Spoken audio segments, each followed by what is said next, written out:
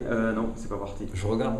Ouais. Allez, je suis avec Alexandre Jaffray, ça va le déplacement à Pau. Alexandre, avant peut-être de parler de ce match, petit retour sur le match contre Bourgoin.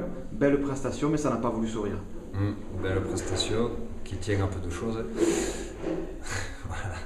Ça aurait pu sourire si tu as la réussite. Si tu as réussi à la 78e minute, voilà, il y a beaucoup de matchs qui penchent sur des derniers coups où ça réussit et tout le monde rentre au vestiaire, tout le monde est content et on retient que la victoire. Forcément, quand ça sourit pas, mais tu peux être amené à remettre, à te poser beaucoup de questions, mais je pense qu'il faut qu'on reste déjà satisfait de la prestation des 23 garçons qui étaient dans le groupe le week-end dernier, voilà, notamment en première ligne avec des garçons qui se sont accrochés et qui multiplient les temps de jeu depuis quelques temps. Et ça, c'est quelque chose de très important et qui est aussi significatif de l'état d'esprit du groupe, voilà, avec des garçons qui gardent cette confiance, qui ont envie de faire avancer le club et de rester soudés, solidaires, et c'est ça qui nous permettra de franchir les montagnes qu'on a face à nous, voilà, parce qu'il y en a quelques-unes et qu'on doit les franchir, on va les franchir avec notamment cet état d'esprit, pardon. Et ensuite, voilà, quand tu reviens sur le match, bien sûr qu'il y a des choses que nous on souhaite voir progresser, améliorer avec Philippe. Et en même temps, on n'est pas loin on fait certainement même la meilleure prestation que depuis le début de la saison. Voilà. On échoue à 16-18 à 2 points, encore une fois par manque de réalisme, notamment en première mi-temps avec 2 occasions fraîches d'essai, une en deuxième mi-temps, 2 en deuxième mi-temps. Voilà, et quand tu les mets pas au fond et que face à toi, tu as une équipe qui, sur 3 actions où ils se rapprochent de ta ligne, ou du moins ils ont des occasions d'essai à mettre 2 au fond, et ça fait pencher la balance à l'arrivée. Voilà. Mais je pense qu'il faut garder confiance en ce qu'on est capable de produire, de générer sur le terrain, garder cet état d'esprit qui va encore une fois nous permettre encore de progresser, de gommer les détails et bien finir ce bloc. Alors justement, tu parles de montagne à affronter ou à franchir. Là, dans le Béarn, il y a une belle qui se dresse devant vous Oui. pour ce samedi. Et vous allez encore être obligé de jongler avec un groupe au final très restreint et des joueurs, comme tu le disais, qui cumulent de gros temps de jeu maintenant. Bah oui, on a des joueurs qui cumulent des gros temps de jeu. Bon, c'est... En même temps, c'est paradoxal, pardon, parce que quand on voit Nicolas Echeverry, les prestations qu'il peut nous faire depuis 4 ou 5 matchs, voilà, c'est remarquable. Que ce soit mêlé fermé comme dans le jeu courant.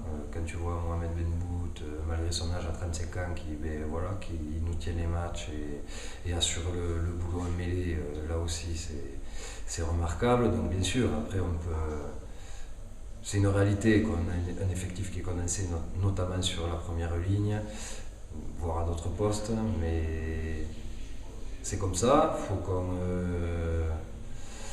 qu'on fasse confiance en coulisses aux dirigeants pour faire le nécessaire et apporter des ressources supplémentaires pour densifier quantitativement l'effectif, notamment sur des postes aujourd'hui où on est en carence numérique.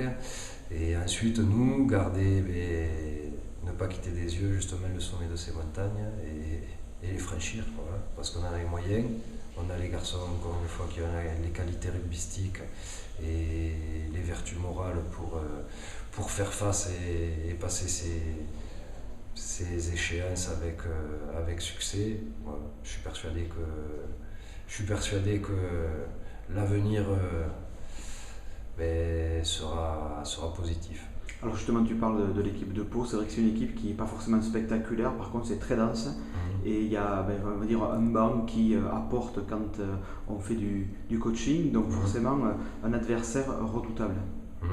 Bah oui, on se rend chez une équipe qui est dans le top 5 de la Pro D2, qui est depuis maintes années, qui joue des demi-finales, voire des finales d'accession.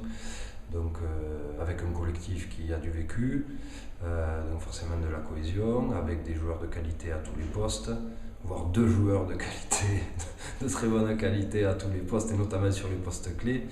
Donc oui, on va chez une grosse écurie de la Pro D2. Après, qui produit pas beaucoup de jeux, j'en suis pas sûr, parce que quand il faut le faire, ils le font.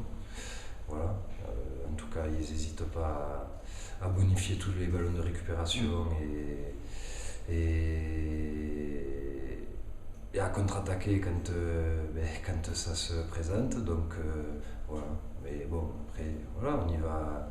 Nous, on y va avec la certitude